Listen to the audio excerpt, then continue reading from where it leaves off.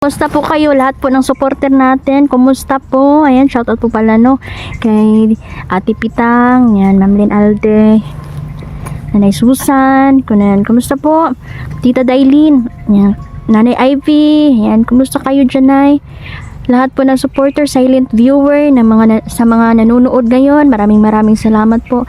Nagpaabot po ang aking mga kaibigan na pasasalamat po sa inyo sa suporta ninyo. Kumusta po? Kaibigang David, nandito pa yung kaibigan na si David, mga idol, no? Kung saan ako ay nandun din siya, mga idol. Gusto niya sumama at mabantayan niya tayo. Si kaibigang Gary naman, abangan niyo po ang aming pagpunta doon. At na si Gary kasi, mga idol, hindi yan talaga tulad nito na sumasama siya. Kapag tawagin ko ang pangalan niya, saka lang siya pupunta. Pero kapag meron naman tayong mission na talagang kinakailangan na talaga natin, ayan, si Gary ay magsasakripisyo yan, mga idol, no, para matulungan tayo. Yan, ingat tayo, nandito pa rin kami, mga idol. Sana makuha namin yung motor ni Lil Jan kasi wala siyang magamit natsyempohan talaga ng kalaban na makuha yung motor niya. At balita ko na yung si Abdul Rahman ay nanghihina na, kaso yung mga kaanak nito abtik pa. So mauna to sila na yung kumikilos ngayon, mga idol, para puntahan yung bahay kung saan kami tumira. At so kagabi hindi kami nakatulog kasi umaaligid-ligid pa rin yung mga taong gustong pumasok sa bahay. Buti nandun si Peter ay pinoproteksyonan yung bahay. So ayan. Kaibigang David, nandyan ka pa ba? Okay. Anong hiling mo, kaibigan?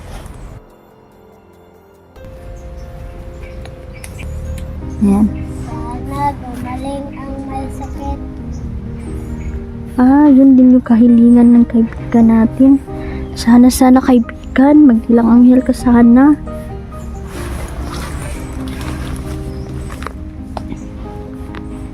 Ayan. Hiling ko din, kaibigan, no, na lahat mga nanonood ngayon, may karamdaman, mag-pray lang po tayo. Kailangan taimtiman natin ang ating paniniwala.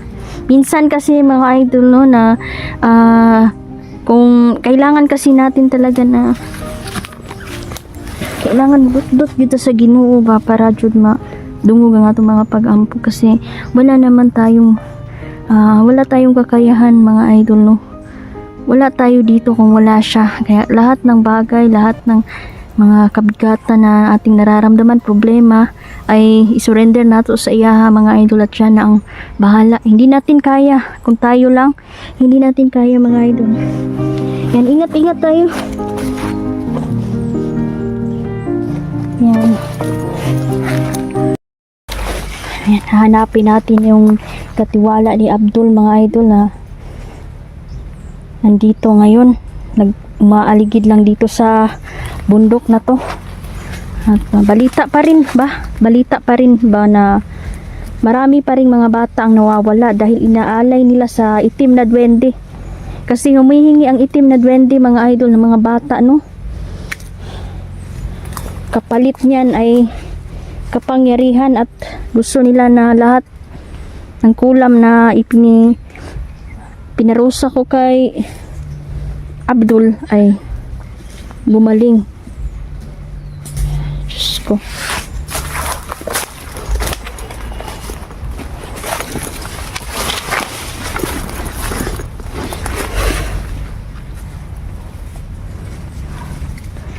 Ingat lang tayo. Iba yung pakiramdam ko dito sa paligid.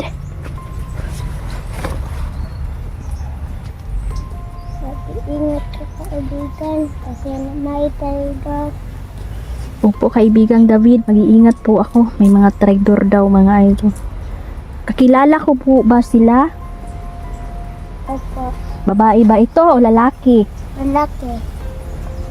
Babae. Lalaki at babae daw. Salamat.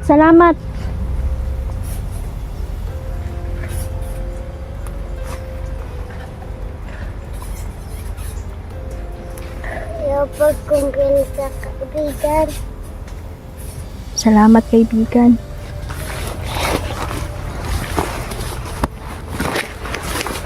Nandito lang daw yung isa sa mga katiwala ni Abdul, mga idol, na may anting-anting din. Gagawin ko, puputulan ko yan ng tila. Hayop na yan para hindi na makasalita, kasi siya yung nagpaplano kung paano nila makuha yung mga bata dito eh. Marami na mga bata, mga dalagita, binatilyo, nawawala. At kinukuha nila yung mga laman ba, iaalay sa mga kadiliman, mga makademonyong alay.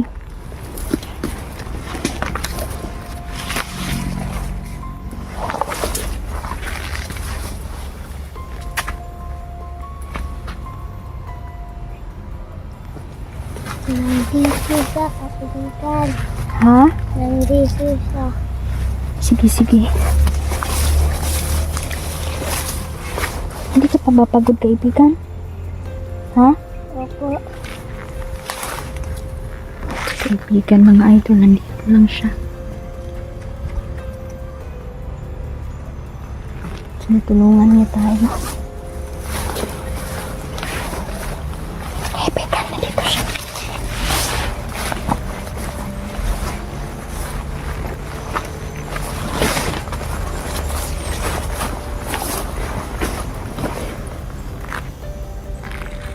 Ano ba yung mga lagad ko dito?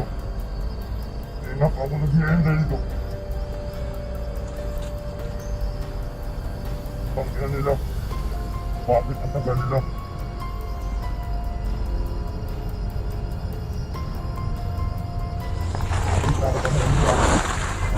Hindi talaga.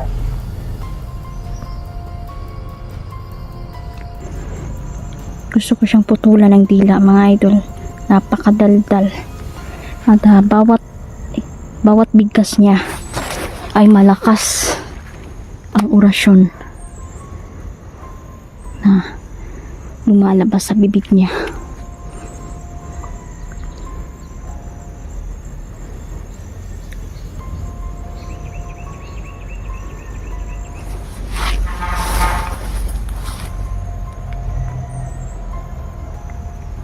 May bomba dito kaibigan. May bomba dito kaibigan. Opo.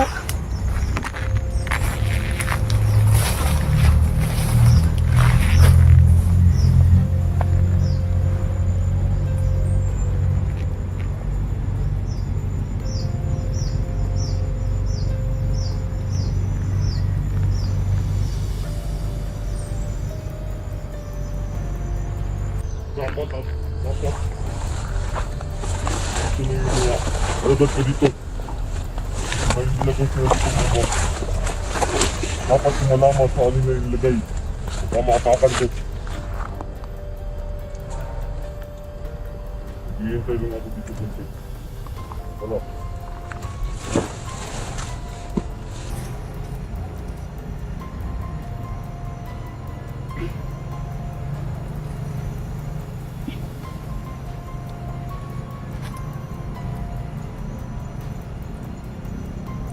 Hintayin natin ang mga kasama niyan, mga idol.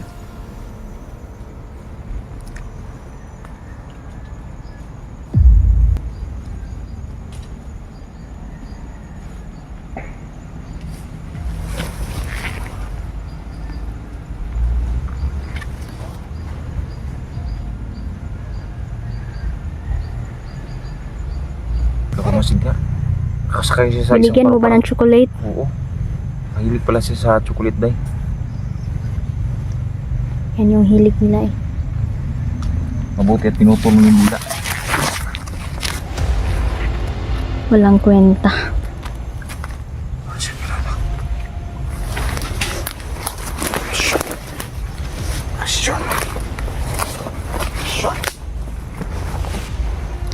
Papadala ko ang dila na to.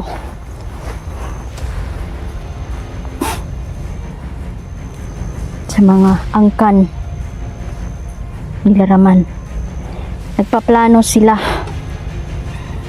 na kukunin nila lahat ng mga Hindi na sila kailanman makakapalit dito sa bata, mga idol, lalo na yung mga dahil sa may ipatutupad silang negosyo.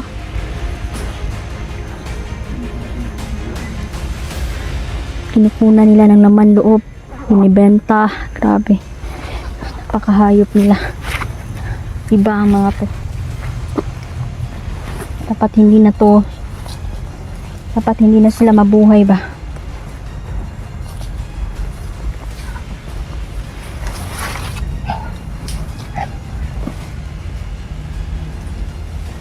So ayan, si Neljan, no, sana makita namin yung yung motor niya, mga idol, kasi wala siyang magagamit.